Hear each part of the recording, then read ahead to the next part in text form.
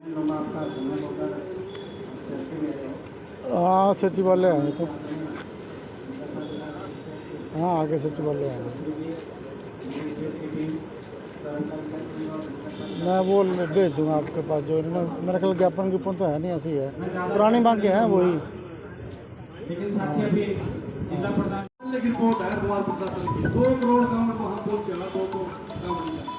अगर इसका 10वां हिस्सा भी सरकार के से सवाल कर लेना सड़कों पे उतर के, जहाँ से जो चीज मिलनी है वहीं से मिलेगी। तो साथियों, छोटी बात में बड़ी बात समझना। सर, आज सर्व कर्मचारी संघ के द्वारा आज प्रदर्शन किया जा रहा है। सर, क्या मांग है जिसको लेकर आज प्रदर्शन किया जा रहा है? सर, पहले तो बता दें, आज ये सर्व कर्मचारी संघ नहीं, नगर पालिका कर्मचारी संघ का आज ये प्रदर्शन है। ये प्रदर्शन किस लिए है वो भी आपको बता दें कि नगर पालिका कर्मचारी संघ हरियाणा की जो अपनी हरियाणा सरकार के मंत्री है, निकाय मंत्री, जो हमारे नगर निगमों और परिषदों के मंत्री हैं कमल गुप्ता जी, उनके साथ हमारी 2 बार की वार्ता हुई है, एक 10 मई और एक 28 जून को। और जो बातचीत हुई, उस बातचीत में सरकार ने ये मानना था भाई नगर पालिका कर्मचारी संघ हरियाणा की जो भी मांग डिमांड है हम उसको बहुत जल्दी ही यानी कि हल करेंगे। और उसमें चाहे वो समान काम समान वेतन हो, कच्चे कर्मचारी को पक्का करने की बात है, या फिर कौशल रोजगार बंद करने की बात है, या फिर जैसे हमारे फायर के कर्मचारी हैं उन कर्मचारियों को सरकार ने अलग से विभाग बना दिया है, जबकि वो विभाग शुरू से ही नगर निगमों, नगर परिषदों और पालिकाओं के अंडर आता था। तो इसमें जब मंत्री हमारा एक है, डायरेक्टर ऑफिस एक है, उसमें डायरेक्टर अलग से एक कर दिया, तो हमने ये कहा भाई जैसे ये पहला था वैसे कि वैसा रहना चाहिए। तो इसमें हमारा 19 सूत्रीय मांग पत्र जो था, उसमें सरकार के साथ जो बातचीत हुई, बातचीत में सरकार ने ये कहा था, मंत्री जी ने, भाई हम आपकी एक एक जो बातचीत है उसके हम परिपत्र जारी करवाएंगे। तो उसमें जैसे हमारी पिछले 2 साल पहले बात हुई सरकार के साथ, एक 17 अगस्त 2020 को और एक फिर 18 अगस्त जो बातचीत हुई सरकार के साथ, उसमें भी जो हमारे निकाय मंत्री पहले थे अनिल विज जी, उनके साथ हमारी बातचीत हुई थी और उन्होंने भी माना था कि कोरोना काल में उस टाइम सभी लोग अपने घरों के अंदर पड़े थे और सफाई कर्मचारी, फायर के कर्मचारी अपनी जान जोखिम में डाल करके उस टाइम काम कर रहे थे। तो उसमें यह कहा था अगर कोरोना काल में कोई हमारा साथी मर जाता है तो उसके परिवार को 25 लाख रुपए ना 50 लाख रुपए मिलने चाहिए। और जो कर्मचारी काम कर रहे हैं, क्योंकि वो जान जोखिम में डाल के अपने बच्चों में भी जाते हैं, अपने परिवार में भी जाते हैं, जान जोखिम में डाल के उस टाइम काम कर रहे थे, क्योंकि सभी लोग अब अपने घरों के अंदर पड़े थे। तो उनके लिए जैसे पुलिस विभाग को 4,000 रुपये जोखिम दे रहे थे, 5,000 रुपये, तो हमारे कर्मचारियों को भी 4,000 रुपये जोखिम भत्ता मिलना चाहिए। तो लंबी यानी कि इंतज़ार करने के बाद जब दोबारा फिर से हमने नोटिस दिया और बातचीत हुई, बातचीत में ये कहा गया कि हमने उसकी फाइल बनाकर, चाहे वो 4,000 रुपये जोखिम भत्ता है या 50 लाख कोरोना काल में मरने वाले का जो है, उसका हमने एक फाइल बना करके वो मुख्यमंत्री जी के पास भेज दिया। तो साथियों, आज 2-3 साल का इंतजार, यानी कि 20 से लेकर और अब 22 चल गया, इतना लंबा इंतजार करने के बाद फिर हमने जो हमारे नए मंत्री बने उनके जो आवास है वहाँ पर हमने प्रदर्शन भी किया। और उन्होंने प्रदर्शन में ही जब हमने घेराव का वहाँ प्रदर्शन दिया, अपने आवास पे बुला करके ये कहा भाई मैं आपकी जो बातचीत है दोबारा से हम मुख्यमंत्री को बुला करके आपकी जो भी समस्या है उनको हम हल करवाएंगे। पर आपकी समस्याओं का कोई समाधान हो पाया?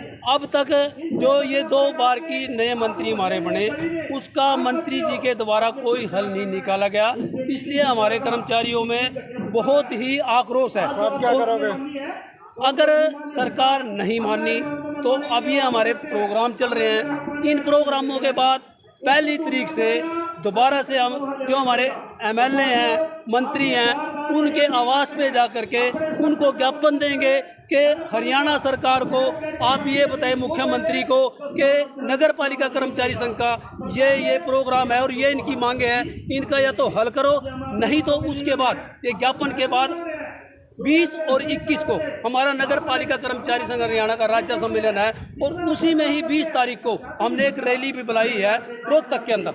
उस रैली में फिर अगले जो प्रोग्राम है वहाँ रैली में हम बड़े आंदोलनों की घोषणा करेंगे। सरकार से हम फिर एक बार अपील करते हैं कि समय रहते हुए नगर पालिका कर्मचारी संघ हरियाणा की जो भी समस्या है उनका हल करे, नहीं तो फिर ना कहना कि ये नगर पालिका कर्मचारी संघ ने क्या किया। बड़ा आंदोलन किस प्रकार का हो सकता है? बड़ा आंदोलन जैसे उसमें हड़ताल भी हो सकती है और भी प्रदर्शन है, तो ये सारे हो।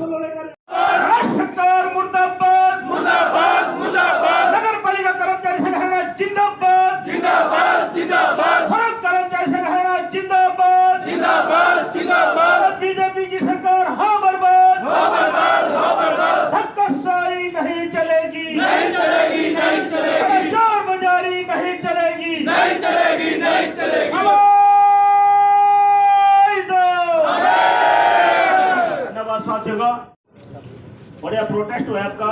आम जनता को भी पता लगे अभी किस मुद्दों को लेकर आप यहाँ पर आए हैं। भाई पहले तो नारेबाजी हो जाए ताकि पता लगे शास्त्री जी को भी भाई जमनगर के साथी जो लड़ाकू हैं आरामखोमन लाली भी थोड़ी बहुत दिखा रहा दितार दिन मैंने वहाँ पर कन्या चौक पे भाई उठा लो उसको। अभी पूछ सकते हैं हमारे साथी शास्त्री जी भी झाड़ू मांगा भूले जी वहाँ से रह गया वो कन्या चौक पे। भाई देखो ऐसा नहीं होना चाहिए, जो प्रोटेस्ट है तो उसको लेकर चलना चाहिए आपने। तो साथियों सबसे पहले अपील ताकि यहाँ के प्रशासन को पता लगे कि हमारे जो स्टेट के नेता हैं, हमारे लाखों की धड़कन के जो नेता यहाँ पर आए हैं उन्होंने भी पता लगे और यहाँ के प्रशासन ने भी पता लगे कि यहाँ क्या है आज। तो ये पूरी डिटेल आपके बीच में बताएंगे। साथी अपील प्रदर्शन की अध्यक्षता कर रहे नगर पालिका कर्मचारी संघ के जिला प्रधान संचालन कर रहे साथी कुलचंद भारद्वाज जी हमारे बीच में मुख्य रूप से पहुंचे स्टेट के प्रधान नरेश कुमार शास्त्री जी और उनके साथ ही उनकी टीम और आप सभी जमनगर जिले से आए हुए बहादुर साथियों, भाई और बहनों। दोस्तों, हर सरकार कोई भी सरकार आ जाओ, आपने और हमने लड़ना है। हमें थाली में परोस का कोई भी देगा राजी नहीं है। थाली में परोस के तब मिलेगी जब आपकी सरकार बनेगी। जब आपकी सरकार बनने का टाइम आता है उस वक्त आप चाचा में, भतीजे में, बहू में, भाई में बट जाते हो। अगर हम ऐसे ही बढ़ते रहे साथियों, आने वाले समय में ये वोट का अधिकार भी हमारे से जाता रहेगा, इसके अंदर कोई शक नहीं। आज आपके सामने है देश के हालात क्या है। कितने लोगों को डराया हुआ, कितनी सरकार विपक्ष को डराया हुआ, कितने एमएलए को डराया हुआ, अपने को भी डरा रखा। साथियों से मेरी अपील है, जो भी वक्ता यहाँ पर बोले अपना समय का ध्यान रखें। साथी राम कुमार कंबोज। इनकलाब जिंदाबाद जिंदाबाद जिंदाबाद। नगर पालिका कर्मचारी संघ हरियाणा जिंदाबाद।